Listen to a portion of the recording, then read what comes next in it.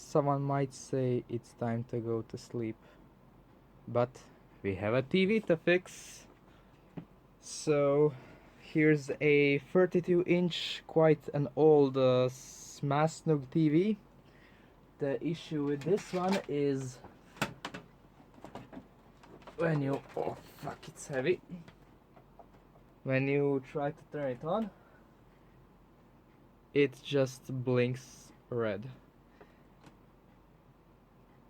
And I am not sure whether that's a error code or is it just blinking red. But we're going to find out. Let's take the unit apart.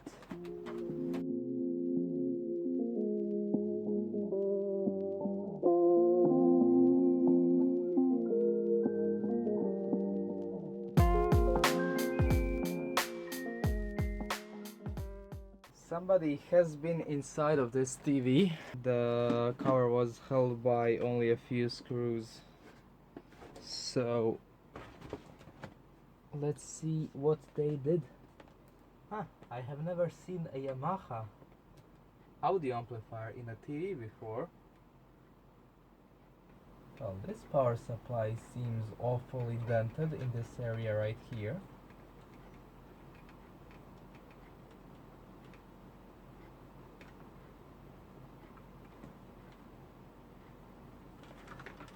Oh, I get it. Someone left this big metal thing, this ferrite core in here, and it pressed on the power supply. That could be our issue. Yeah, let's take the power supply out and see.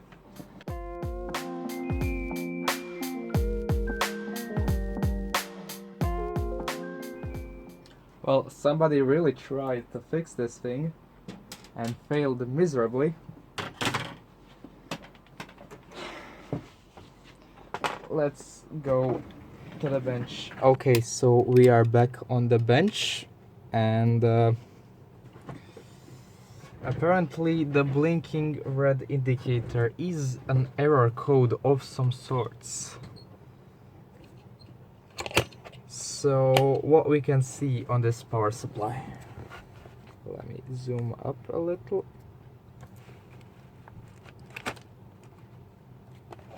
Good. So first of all, this capacitor right here is flopping around in the breeze. It's not even the original capacitor. Someone replaced this capacitor right here. This capacitor looks way too new and it's loosey-goosey with its legs very bent. That's a Carlson. That could be the original. That could be the original one. This right here is a Gemnicon. I don't think Samsung ever used Gemnicons. That's likely a replacement. Oh, the Carlson is also a replacement. Okay, so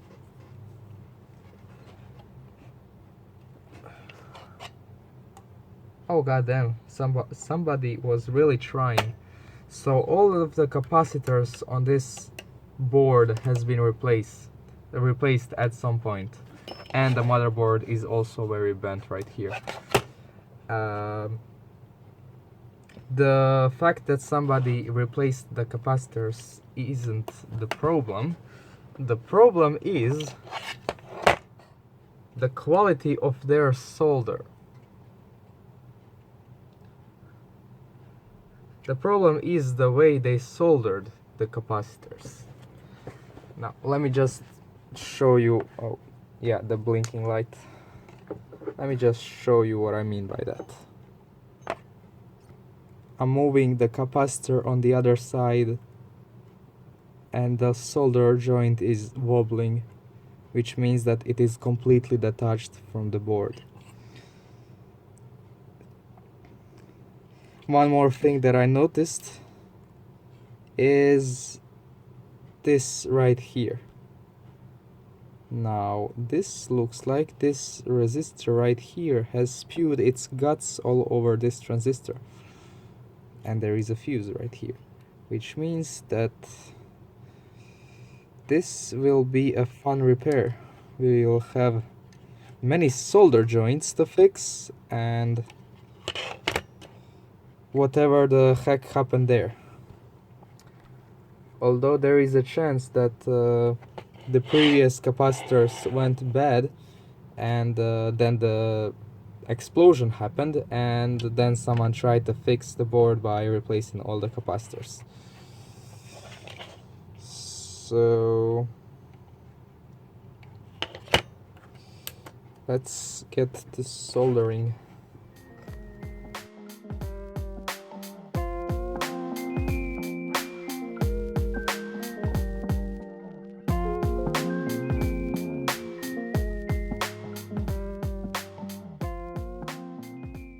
Okay, so the solder joints, whoever made them, they look horrible. I'm not going to lie, but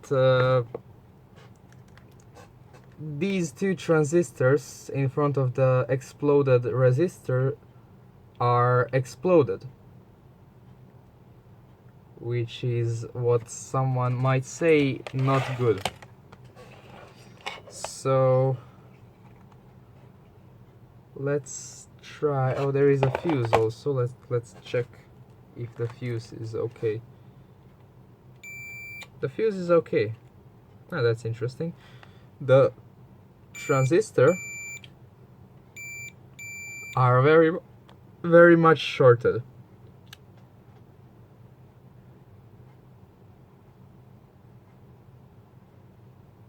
So what we need to do is we need to replace this resistor right here and these two MOSFETs or transistors. I'm not sure what they are.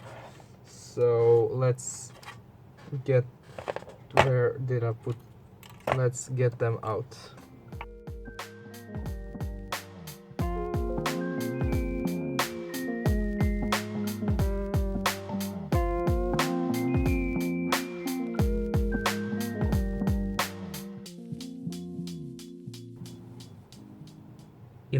N50.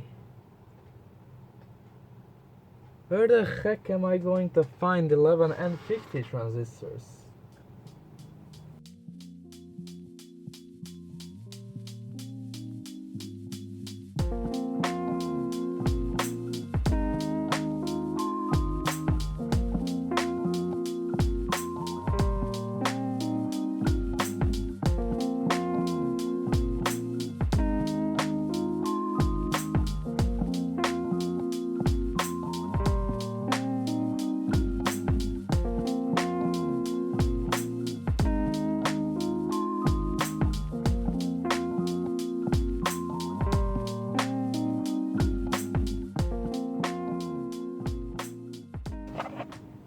Okay, here they are. Those are not the exact same transistors. The previous one were 11N50, which means 11 amps rated at 500 volts, and the new ones are 13A60, and this is a 13N60. So these are rated 13 amps at 600 volts. These are all I could find, and as you can see, they are not the same. This one is by ST Microelectronics, and this one is from Toshiba, I think. I don't care. They should be compatible. Now, you should never put different transistors in a half bridge, but is this thing shorted?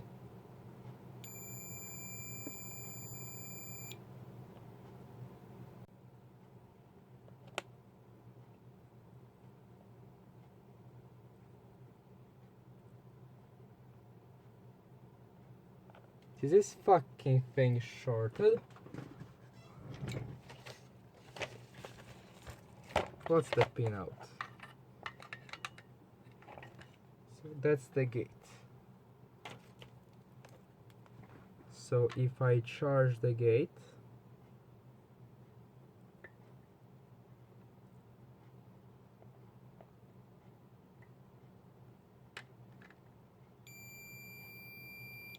if I discharge the gate,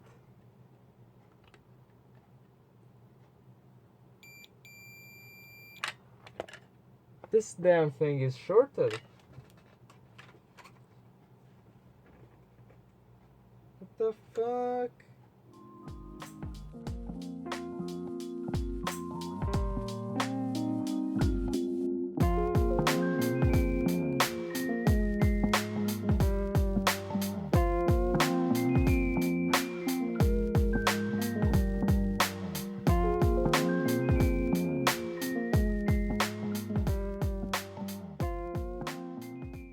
I wouldn't jump the fusible resistor with a bit of wire.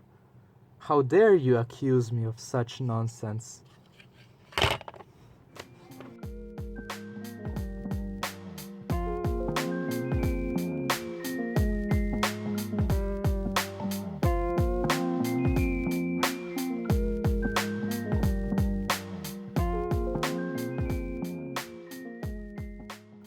So it's time to plug it in. I replaced these two transistors and I jumped this little fusible resistor.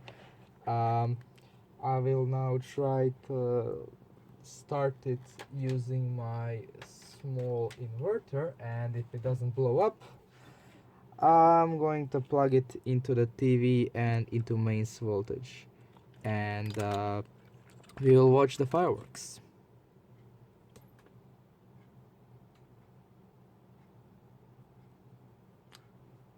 Nothing exploded. I think we're good to go.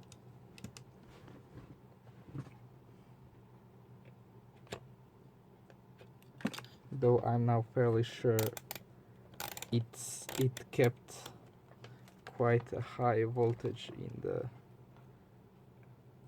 capacitor. Am I right? I am absolutely right.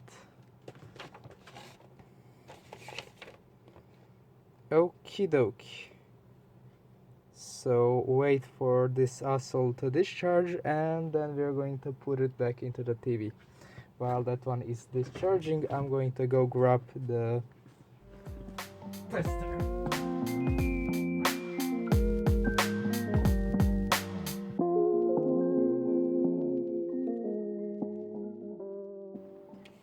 Okay, we are ready to plug it in. If you can see the indicator, yes you can. Indicator is right here, and let's see the fireworks.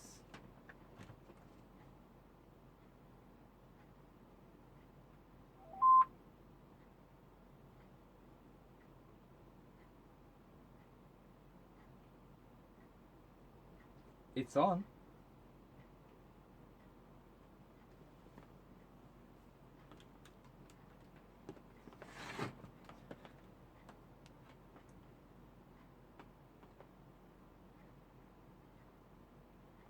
Yeah, the TV is on.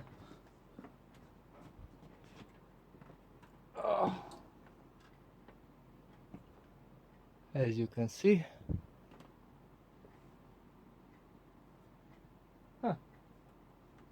So two completely mismatched transistors and one jumped fusible resistor is all it took to get this one working, and also solder many let's just say questionable solder joints. Holy shit, it's 2 a.m. Yeah, that's it. We fixed someone's very botched repair. And oh yeah, I forgot the screws. Oh, I lost the screwdriver again. It's fucking 2 a.m. I can't think straight.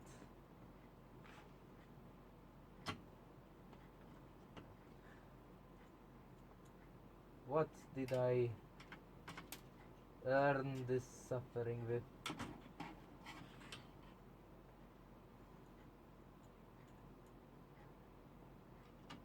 This is an LCD from 2006. It has survived for quite a while. I'm wondering if this is for a CD player. I'm not sure what else it would be for.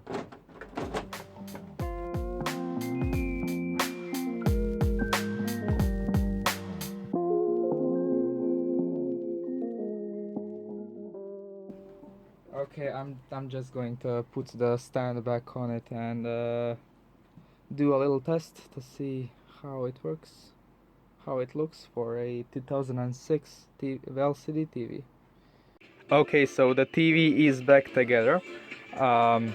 It works as it should, as you can see. This is a TV from 2006, and for a 19-year-old TV, it actually still looks pretty good. Other than the black levels don't really look black, but this TV hasn't run in a while, so that might actually come back after some runtime. Other than that, it looks pretty good. It sounds decent. I mean, the speakers have clearly stiffened over the years, so they don't sound as good as they did, but at least they didn't fall apart, you know, the foam rot, so they aren't rattling. They do still sound decent, passable.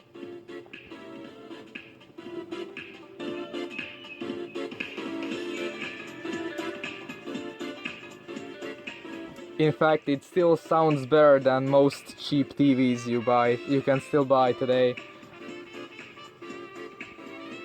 I would be this is a 720p TV. I would still be happy to daily drive this. I don't know what else to say. Oh, my adapter isn't all that good. Yeah, this is a... oh, fuck.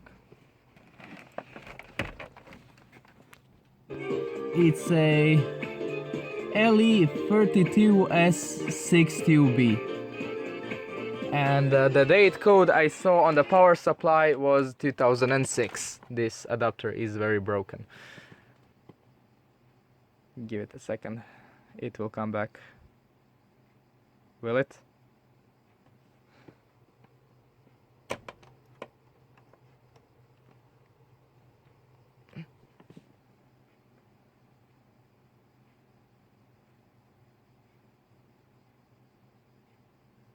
What? Really? Now you start messing with me. Or did I mess up the inputs?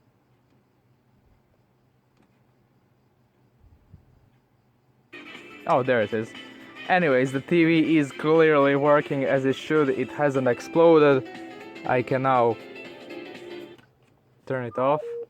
It does the chime as Samsung's always did. And yeah, that's it.